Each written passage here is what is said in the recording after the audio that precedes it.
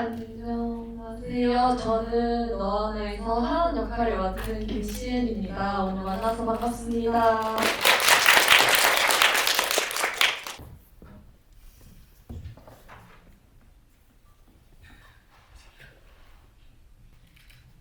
네, 기다려주셔서 감사합니다. 일단 오늘 GV 진행에 앞서 저희를 도와주실 그 모더레이터 분을 소개를 해드릴게요.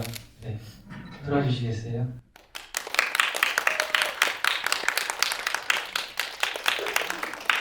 가수 멘트입니다.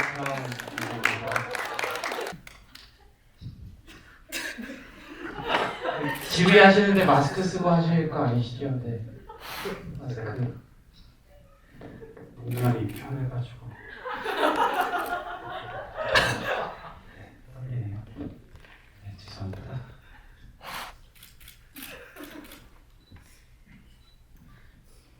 죄송합니다. 제 동생이 그 유머 감각이 1도 없어가지고 네, 호응을 안 해주네요. 네. 안녕하세요. 저는 그 가수 매드카라운입니다. 네, 감독 조연철님의 친형이고요. 오늘 모더레이터로 오늘 GV 진행을 맡게 됐습니다. 반갑습니다.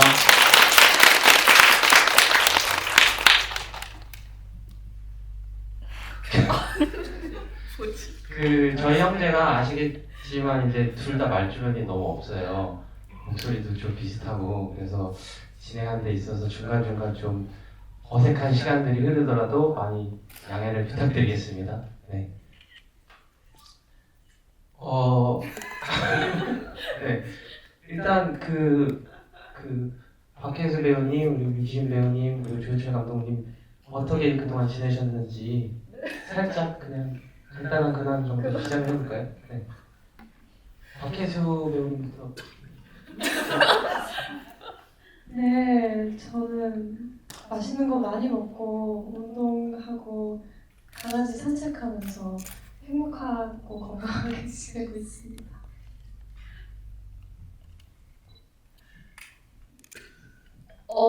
저는요, 진짜 평범한 일상들을 보내고 있는데요. 요즘에는 진짜 건강하게, 어제는 또 제가 아차산 쪽에 있는, 산을 타지는 않았고요. 약간 산책을 하고, 맛있는 것도 먹고, 잘 자고, 그렇게 지내고 있습니다. 너무 평범한 일상이라 딱히 특별한 걸 얘기해드리고 싶은데 그럴 만한 게 없네요. 네, 저도 그냥 집에서 파 심고 감자 심고 개밥 주고 고양이 키우고 그러고 있습니다. 네, 감독님은 참고로 제 그 강아지 깐돌이를 요새 봐주고 있어요, 열심히. 네. 그렇습니다. TMI였습니다. 재미가 없네요. 죄송합니다. 시작을 해볼게요. 너무 긴장하지 마세요, 감독님. 일단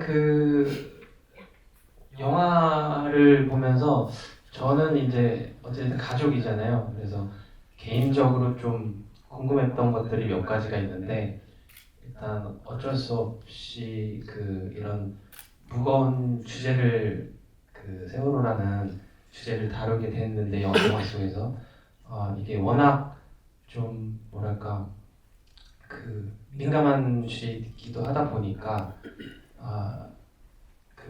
영화를 이제 제작하시면서 좀 굉장히 조심스러웠던 부분이 아무래도 있었을 것 같아요. 그래서 그런 것들이 혹시 있었다면 어떤 것들이 있었는지 그런 것들이 좀 개인적으로 궁금했습니다.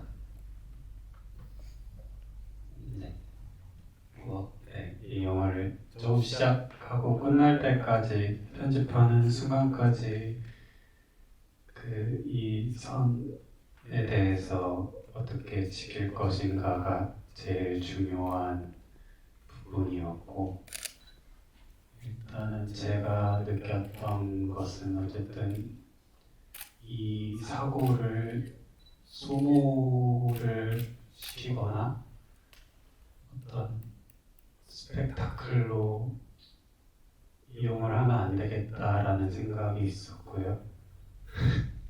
그래서 방식을 사용을 하려고 했었던 것 같아요. 그래서 이제 근데 뭐 이 기억이라는 게 시간이 지나면서 많이 사라지기 때문에 작업을 하는 동안에도 끊임없이 이거를 고민을 해야 했었습니다. 저는 그 개인적으로 보면서 이제 되게 그 좋았던 점이 뭐였냐면 그 이야기를 풀어나가는 방식, 그 주제를 다루는 방식에 있어서 그 마음이 되게 느껴져서 굉장히 그게 좋았거든요, 사실. 그리고 어떤 특정한 사건에 대해서 노골적인 어떤 주장이라든지 의견 없이 그저 사람에 초점을 맞춰서 그 굉장히 깊이 들여다보고 나서 이 영화를 만들었구나. 그리고 그런 과정에서 있던 그런 굉장히 디테일한 점들이라든지 그 세심한 마음이 느껴져서 굉장히 좋았던 것 같아요. 네.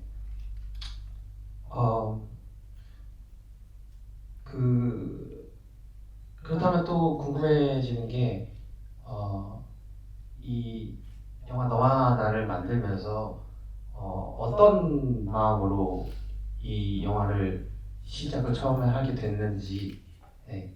그리고 또 시작 단계에서 이제 그 처음 모티브가 됐던 어떤 구상들은 무엇이었는지 그런 것들이 좀 궁금해서 질문을 한번 드려봅니다.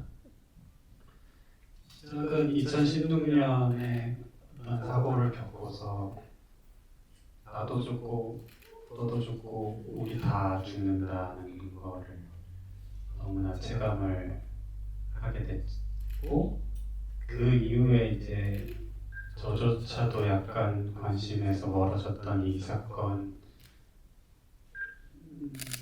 저희가 바라봤던 그 죽음들이 저를 잡아당기기 시작했고 그리고 나서는 뭐 처음부터 그랬던 건 아닌데 어떤 순간을 되살려내야겠다라는 생각을 많이 했죠. 이게 영화 자체 작업 결과물로서의 영화뿐만이 아니라 저희가 작업하는 과정에서 어떤 여정을 겪게 되는지 그리고 여기에 참여했던 사람들이 어떤 마음으로 어떻게 그 커다란 그 죽음과 자신의 삶을 엮어 나가는지가 되게 중요했었습니다.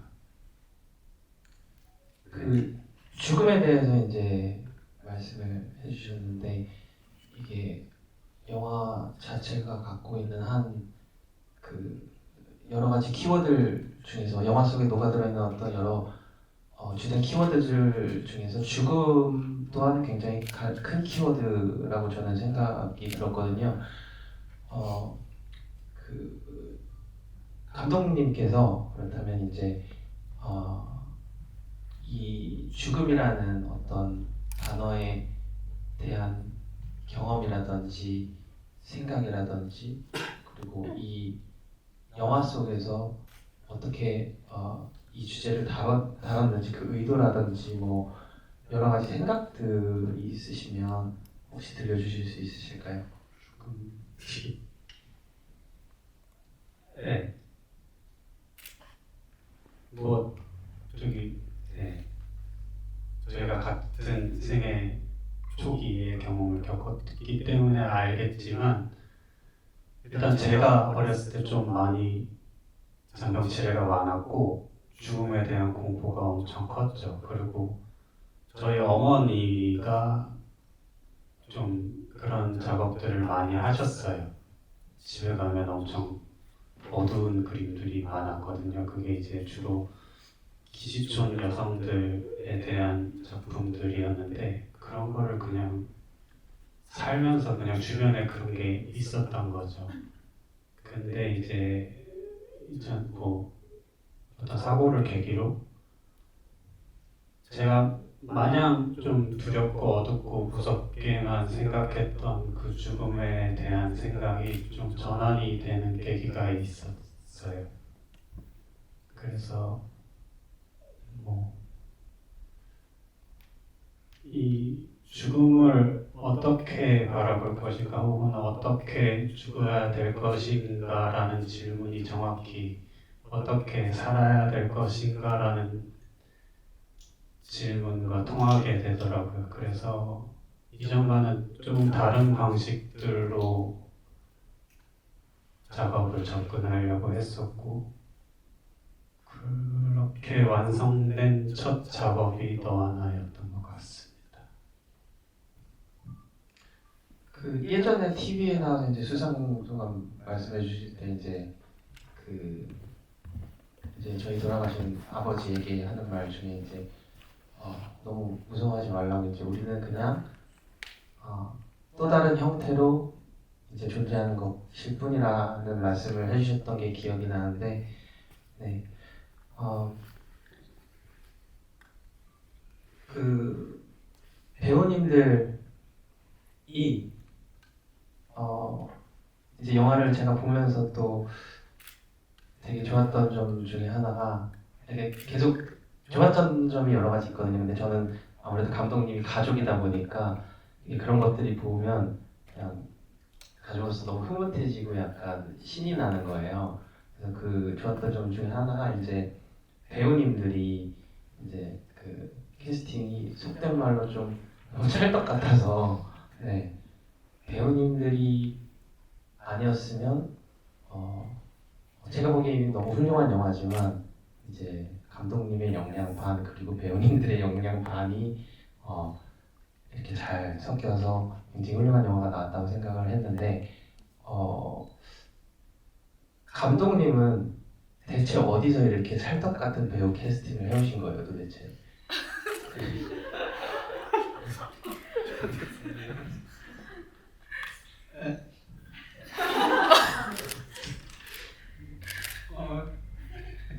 과정을 물으시는 건가요? 캐스팅 과정? 캐스팅 과정도 그렇고 이렇게 두 분을 이제 선택하신 이유에 대해서. 이유요? 네. 둘 다 일단 너무 잘해요. 연기. 그러니까 이게 되게 디테일이란 부분까지 들어가야 돼서 이걸 다 설명하려면 시간이 많이 필요한데.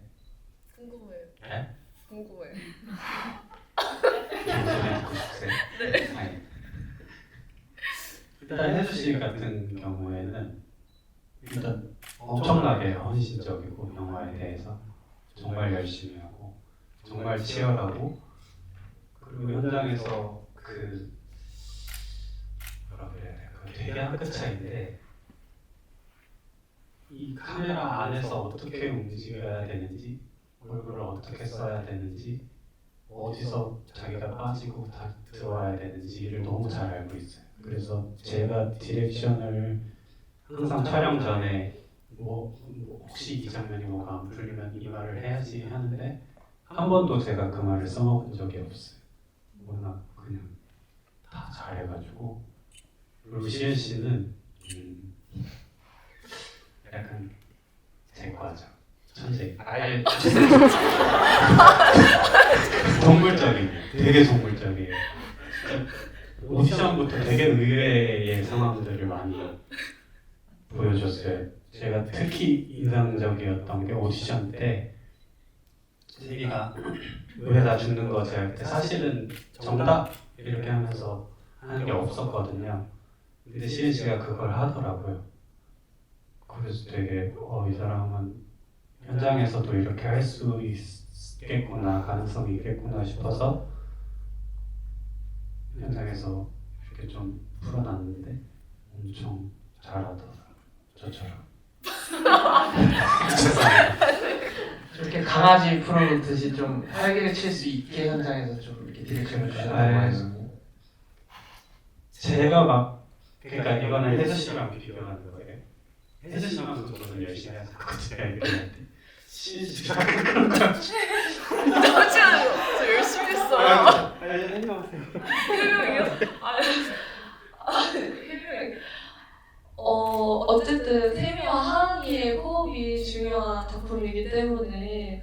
세미의 뭔가 그런 감정들을 그리고 또 하은이의 감정들을 따라가려고 노력을 많이 했고 그리고 감독님이 조금 더 자유롭게 좀 더 자연스럽게 제가 하은이로서 세미를 어떻게 생각하는지 뭐 그런 상황들을 다 만들어 주셔가지고 진짜 너무 천재적인 모먼트들이 많았었잖아요. 그래서 제가 오히려 너무나 큰 도움을 받았던 작품이고 그래서 또 현장에서 세미랑 막 물론 연기지만 연기가 아니라 진짜 세미를 사랑하는 그런 감정이 들었을 정도로 좋았습니다.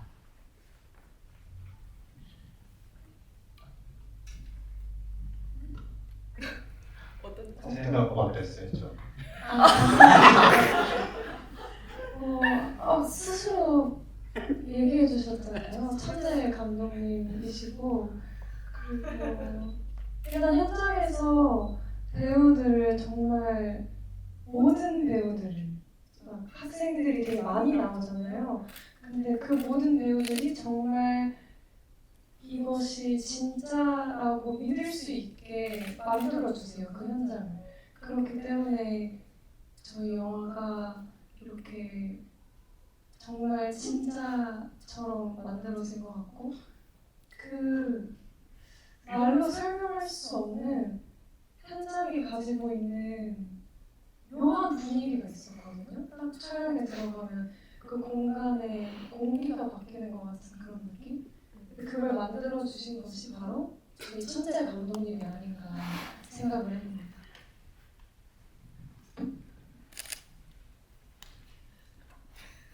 제 동생이 천재였군요. 그 천재 조현철 감독님은 이제 감독 일을 하시게 되면서 이제 예술 종사자가 되시면서 작가이자 뭐 배우이자 또 감독이면 영화가 종합적인 어떤 예술적인 그 모든 카테고리들 장르들을 다 섞은 종합 예술이잖아요. 그럼 또 한 가지 제가 궁금해지는 게 천재 감독님께서는 자라오시면서 이제 어디에 주로 영감을 많이 받고 영향을 받으셨는지 궁금합니다. 뭐 예를 들어서 너무 어렵게 말씀해 주실 필요 없고 저는 형으로서 그냥 궁금하거든요. 사실 저희가 대화가 그렇게 많이 없는 편이에요. 별로 안 친하거든요.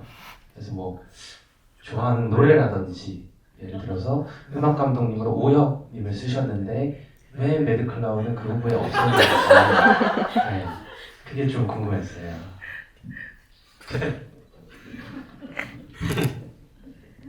그러면 네, 제가 어렸을 때 그 산속에서 자랐거든요. 저희가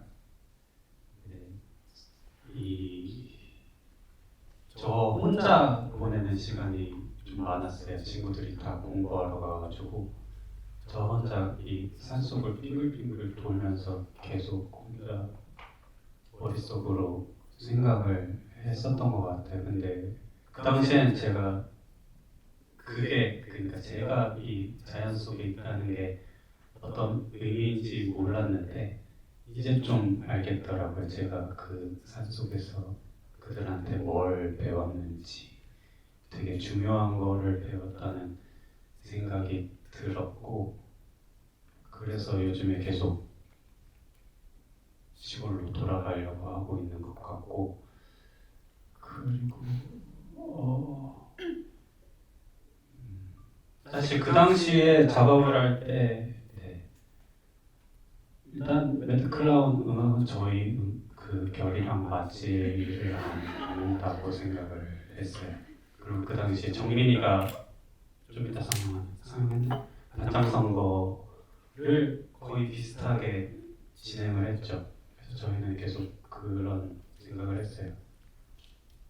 우리가 저건 이길 수 있다. 우리가 잘할 수 있다. 네, 뭐 그런 비하인드. 다음 영화에는 써주실 거예요? 아니요. 네, 그렇다고 합니다. 기사로 나갈 수도 있어요. 이거. 괜찮으시겠어요? 아니요. 고려해 보겠습니다. 네. 저는 오늘 사실 이제 개인적으로 궁금한 것들이 많은데 그 중에서 또 이제 영화를 보다 보면 그 저희 이모가 그 배우로서 나오시거든요. 근데 이모는 그 살아오시면서 뭐 카메라 앞에 서실 일이 1도 없으셨거든요. 간호사 일을 되게 오래 하시고 지금 이제 은퇴하셨었는데 이모 캐스팅을 보면 이제 가족들이 나오는데 저희 이모 그리고 제가 듣기로 다른 분도 저희 가족 중에 다른 분도 지인이었나 아무튼 캐스팅 한번 보셨다가 떨어지셨다고 하시고 그래서 이모를 이제 그 작품에서 배우로 기용하신 어떤 특별한 이유가 있는지.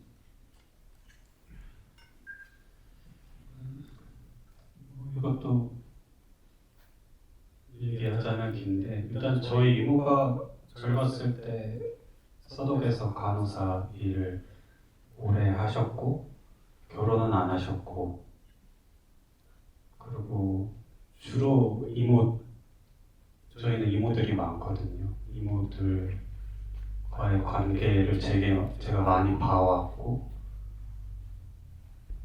왠지 모르겠지만 이모가 의사가 되었으면 좋겠다라는 생각을 했던 것 같아요.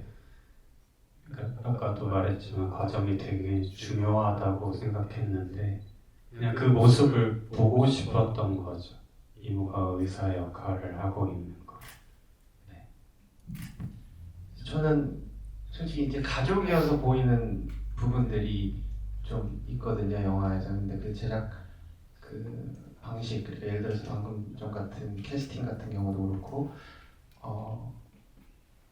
뭐랄까 좀 감독님께서 이 영화를 제작하시는 데 있어서 그런 자잘한 부분들이 이제 굉장히 섬세하게 나와왔고 저한테 그 감정들이 그리고 그래서 조금 더 가족이었기 때문에 봤을 때 되게 마음 흐뭇해지는 부분들이 많았던 것 같아요. 네.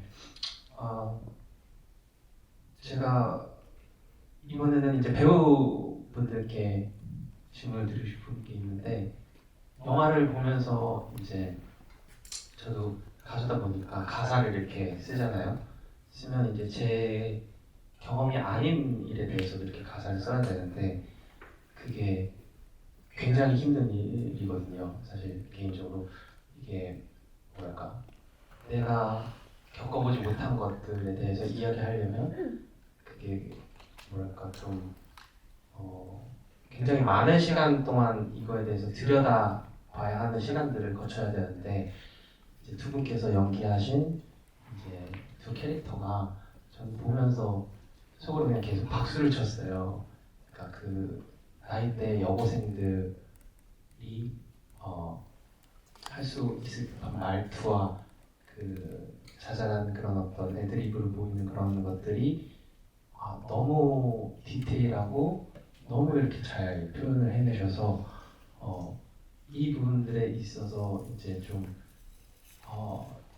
여고생 시절의 경험들이 많이 반영이 된 건지 그런 거를 좀 효과적으로 표현해내기 위해서 배우로서 어떤 노력들이 좀 있었는지 좀 궁금해졌었어요.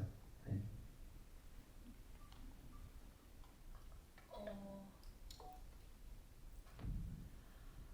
저는 제가 지금 나이가 99년생 25살인데요.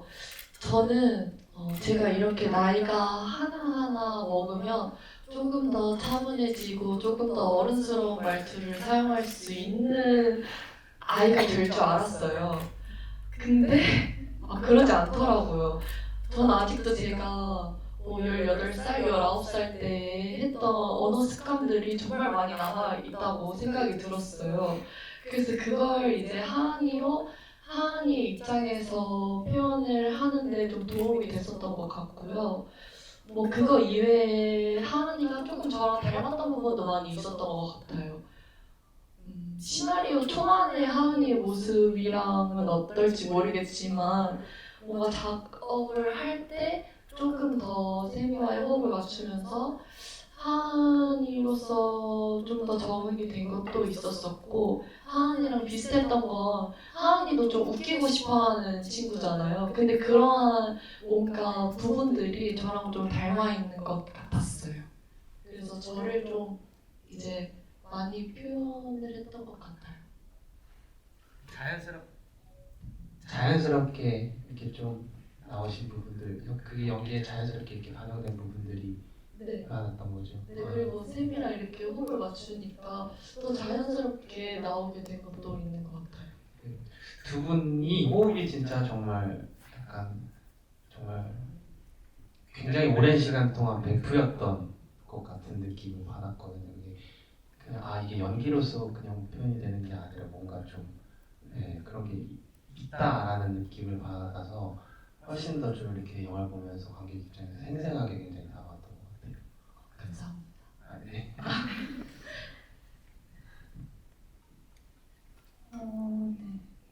저 같은 경우에는 공감하실지 모르겠는데 왜 자기랑 되게 단점이 닮은 사람을 보면 조금 괜히 미운 마음 뭔지 아시나요?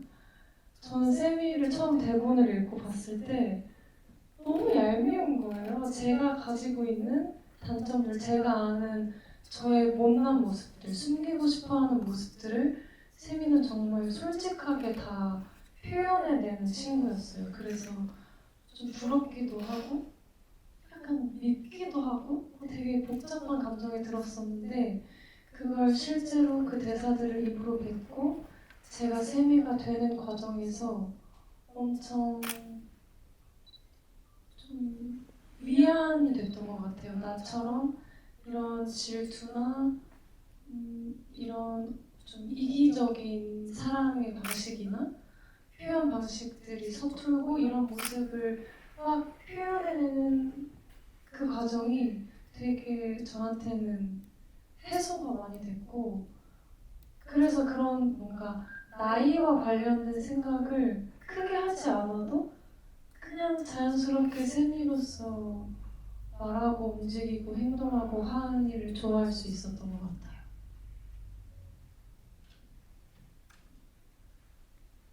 그 시나리오를 쓰신 감독님께도 그래서 궁금해지는데 이런 그 평범한 여고생들의 일상을 이렇게 쓰시면서 어떻게 그렇게 그 디테일하게 잘 잡아내시고 표현하실 수 있었는지. 왜냐면 저는 이게 도무지 상상이 안 가거든요, 사실. 네.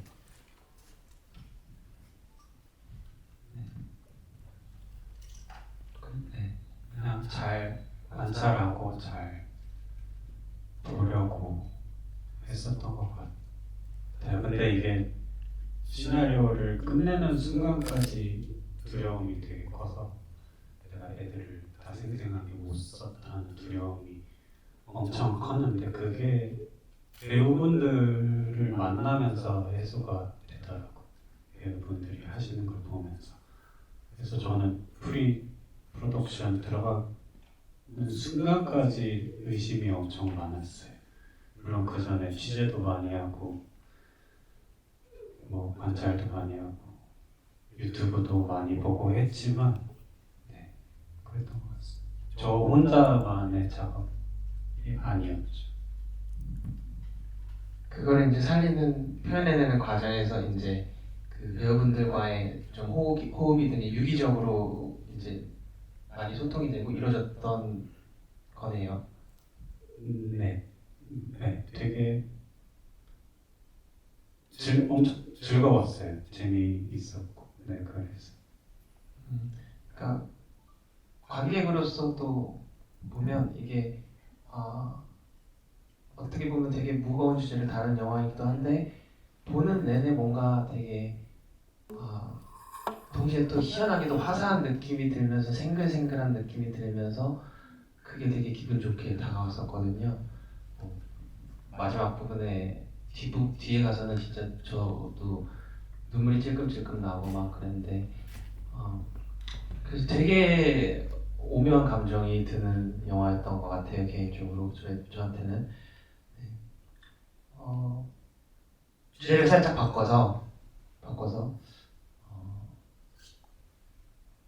촬영장에서 어떤 그런 재밌었던 일화들이라든지 아니면 뭐 감독님을 딱 이렇게 처음 뵙고 나서 좀 이렇게 일하시는 거를 좀 옆에서 같이 보고 하면서 아, 이 사람 좀 깨네 싶었던 그런 것들이라든지 뭐 감독님의 단점 위주로 한번 촬영장 일화들 재밌었던 일들 좀 썰을 좀 풀어주실 수 있을까요? 없으면 굳이 네. 네, 감독님이 디렉션을 주실 때 이렇게 말씀이 많이 없으시잖아요. 그래서 말로 하시기보다는 제가 한번 해볼게요. 이렇게 한번 직접 이렇게 세미를 연기하실 때가 있으셨어요. 그러면 그 되게 소녀스러운 감독님만의 이 소녀스러움이 표현이 됐었는데 그런 순간들이 좀 많이 배웠습니다. 저한테서 어, 10대 속력을 배우고 그런 뭔가 섬세한? 네.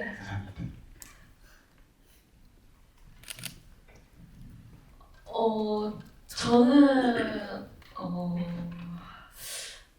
처음에는 사실 감독님이 어떤 분이신지 잘 모르겠는 거예요. 그러니까 어떻게 제가 감독님으로서 감독님한테 다가가야 할지도 모르겠고 그래서 막상 촬영 현장에서는 그냥 하은이로서 하은이의 역할에만 좀 충실했었던 것 같은데요. 근데 이제 시간이 지나고 이렇게 GV도 많이 하고 이제 대화할 시간도 조금 생기고 이러다 보니까 감독님에 대해서 아직도 많이는 모르겠고 진짜 모르겠는데요. 근데 저도 잘 몰라요. 네. 아니 가족인데 진짜 네. 저도 잘 모르겠어요. 진짜 잘 모르겠는데요. 근데 알면 알수록 이제 지내면 지낼수록 생각보다 되게 재밌는 분이신 것 같아요. 네.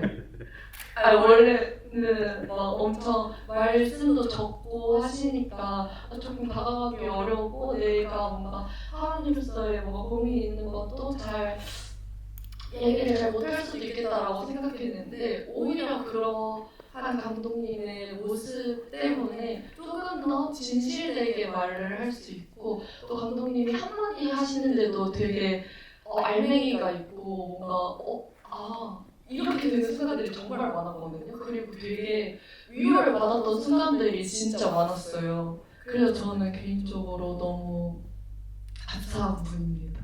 진짜로요. 제가 처음 만났을 때 오버워치 하자고 했을 때 부담스러웠었어요. 그 오버워치 참고로 뭔지 모르시는 분들을 위해서 설명드리자면 오버워치는 그 게임입니다. 그 총싸움 게임, 컴퓨터 게임. 근데 이게 제가 성격 이상해서 그런 건지 모르겠는데 이렇게 처음에 뭔가 이렇게 좀 적극적으로 하시면 조금 약간 조금 뒤로 숨어드는 게 있어요. 근데 이제 제가 이제 나가려고 했을 때 이제 감독님이 이러시는 것 같은 거예요. 그래서 저희가 이제 좀 타이밍이 맞지 않잖아. 그래도 좋아요. 해명해 주세요. 네. 오버워치 같이 하는 걸로. 좋죠? 좋아요. 네, 질문을 좀 이제 정리를 해봐야 될 것 같은데 그 마지막으로 좀 질문 드리려고 하는데 이제 영화 이제 개봉된 지 이제 죄송합니다. 네. 영화가 이제 그 시사가 진행이 되고 된 지 이제 시간이 조금 지났잖아요. 그래서 이 이후에 이제 그냥 간단한 근황들이라든지 계획들 혹시 좀 말씀해 주실 수 있으실까요? 감독님, 배우님 두 분. 저는 계획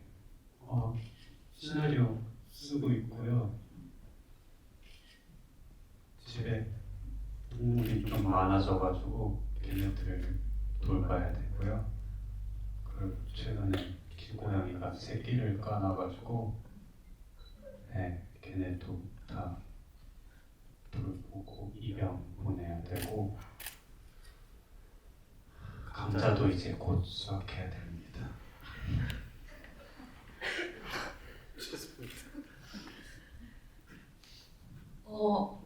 저는 최근 들어서 너와 나라는 작품이 되게 감사하다는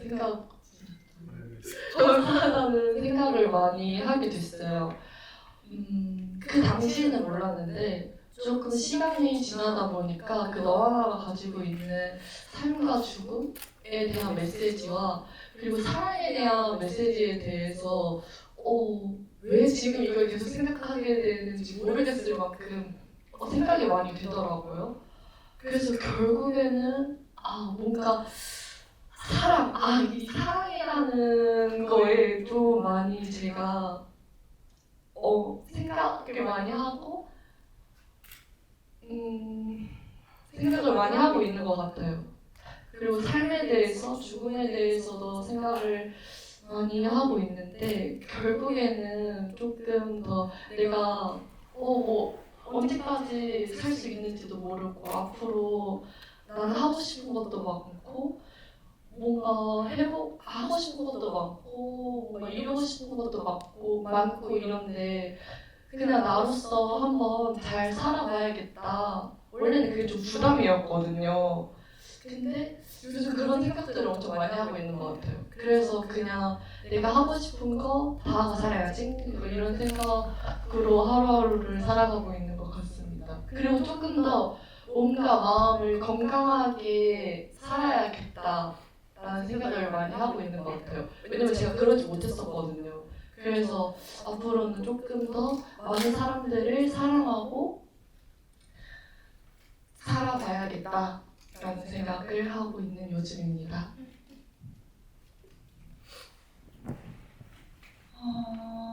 네. 제가 너와 나를 처음 이제 PD님과 감독님이 저를 불러서 이제 우리 사무실에서 이제 슬슬 리딩하고 준비를 해볼까봐요 해서 갔을 때가 제가 좀 스스로를 돌보지 못했던, 사랑해주지 못했던 시기였는데 택시를 타고 이제 감독님, PD님 뵈러 사무실에 가는데 봄이 온 거예요. 꽃이 막 피어 있는 거예요. 제가 그걸 보면서 막 택시 안에서 혼자 막 엉엉 울었거든요. 근데 그렇게 시간이 너무 빨리 지나고 영화도 정말 행복한 시간으로 찍고 또 봄이 온 거예요. 그리고 제가 30이 된 거예요. 그래서 이 시간이 지나는 동안 나는 얼마나 더 많이 나 자신을 사랑해주고 있나, 얼마나 사람들을 사랑하고 있고 이 너와 나를 통해서 배운 메시지를 얼마나 기억하고 있나 내 자신이, 그런 생각들을 하면서 요즘 지내고 있는데요. 얼른 너와 나가 개봉해서 많은 분들이 저희가 이야기하는 메시지를 다들 마음속에 품게 되셨으면 좋겠다는 생각을 합니다.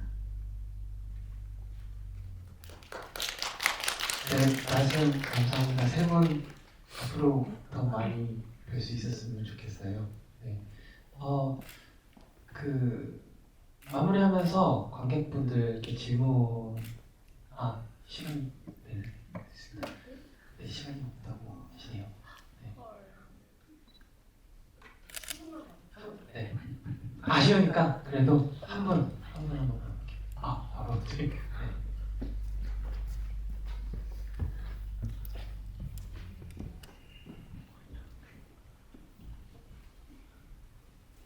너와 나 언제 극장에서 볼 수 있는지 궁금합니다.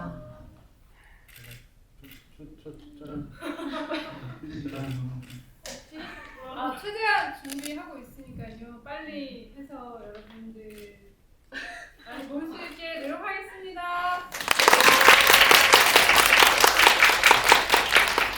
네, 오늘 참석해 주신 분들 너무너무 감사드리고요. 네, 이 세 분 앞으로도 많이 기대해 주시고 지켜봐 주세요. 저는 지금까지 감독, 손재 감독 조현철 님의 형, 레드크라운이었습니다. 네, 감사합니다.